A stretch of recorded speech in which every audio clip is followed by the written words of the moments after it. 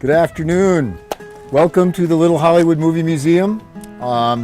This is a free, non-profit museum that is dedicated to preserving the movie sets from the Kanab area's Little Hollywood glory days when hundreds of westerns were shot here. We also focus on ongoing film production and continuing education. Mostly what we have are movie sets, and we start with this one right here, which is the backdrop for a Kenny Loggins music video special shot in the North Rim of the Grand Canyon. Hollywood in music tends to be wasteful in the way they produce stuff, but they're not as wasteful as you might think because they make things in a minimal fashion. This is put together with 1x4s, not 2x4s. It's stapled together. It's not really meant to stand any longer than a couple of weeks. We cobble it together and keep it going, so it's been up since 1991 when it was shot. And you notice you can walk on in, so you can get a good sense of how things were constructed. Just a couple of braces here to keep it standing up rather than a real frame that holds it up. If we move on, we're going to find these really substantial adobe buildings. Now these buildings are all from The Outlaw Josie Wales. The Outlaw Josie Wales is probably one of Clint Eastwood's most famous movies. It was a Western shot in 1976. These sets came from up in Kanab Canyon where Best Friends is today. And when I first bought this place, the owners told me, yeah, this is the main set from The Outlaw Josie Wales. So I went, all right, I better watch the movie. And I'm watching the movie and I'm watching the movie and I'm 2 hours into it. I think it's a pretty long movie and no set. So I'm wondering how this can be the main set if it's 2 hours in and it's not there. Well, then comes the climax. And indeed, this is the main set because this is where the Outlaw Josie Wales finally finds his home. This is where they have a really huge gun battle, and as is common throughout that movie, they kill lots of people. But one of the things that's most interesting about these sets is that they appear to be adobe. They're fiberglass. This whole thing probably only weighs about 300 pounds. So when it came time to preserve it and move it out of the river valley at Best Friends, where it probably would have got flooded out if it hadn't been moved, it wasn't that big of a deal because you just pick them up on a forklift and transport them. And I like to emphasize the illusion that goes on by having something that looks like adobe and acts on film as if it's adobe and yet is made out of fiberglass, which, well, in this case, the fiberglass probably lasts longer than adobe, so I'm not sure about whether it was meant to be temporary or not. So these are all part of that homestead set. Oh, hey, well, let's look at this, because this is just an adaptation that we made for entertainment value. We put a jail into the mix because we didn't figure that any sort of an Old West setting would be complete without a jail. And you can't have a jail without occupants. So we have a couple of crazy characters who've been imbibing a little too much, and they suffer the abuse of our patrons who like to dress them up in ways that may not be particularly appropriate.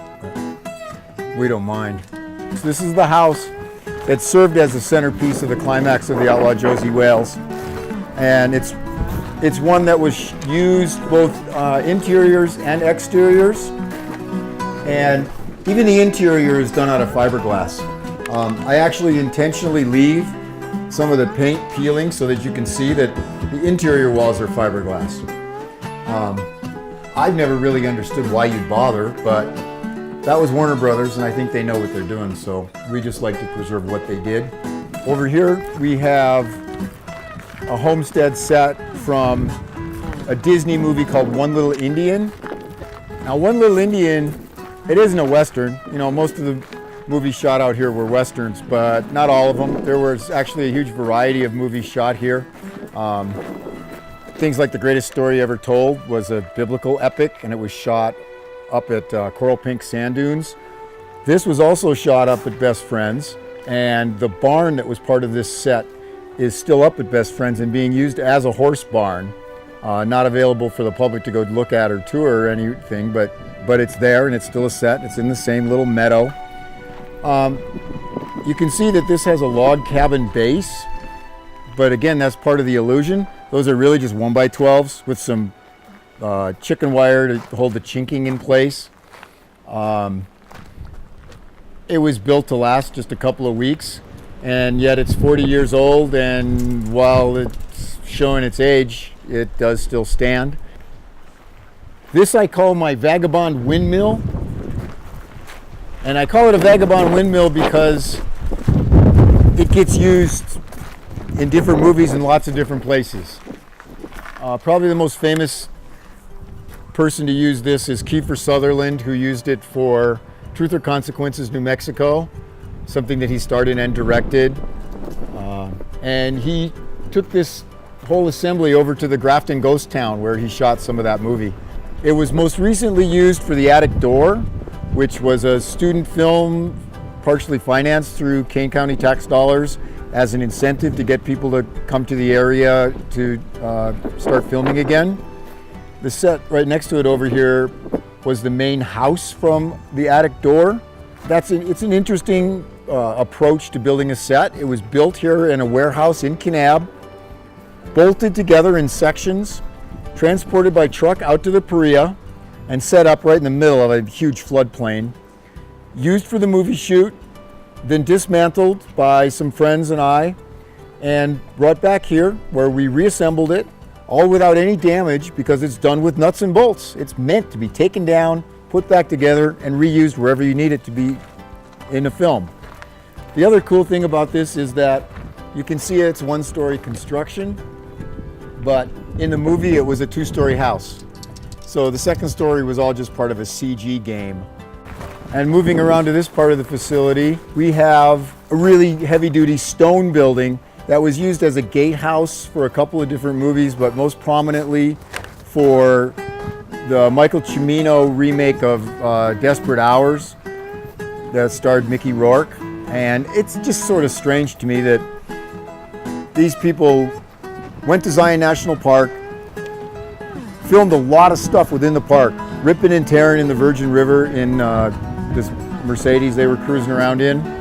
But then when it came time to show them entering Zion National Park, they used this, which was installed at the Coxcomb, 40 miles east of Kanab, and does look sort of like Zion, but they went to all the trouble of building this building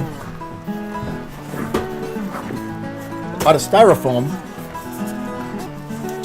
when they were already at Zion National Park filming. Inside the dining rooms, there are a lot of photographic memories of some of the films shot in the area. The 3/4 scale Western buildings on the east are actually display areas, areas that will have future exhibits when we get a little more material to display. And that, I think, concludes our tour. It's a VIP tour, even if it's short.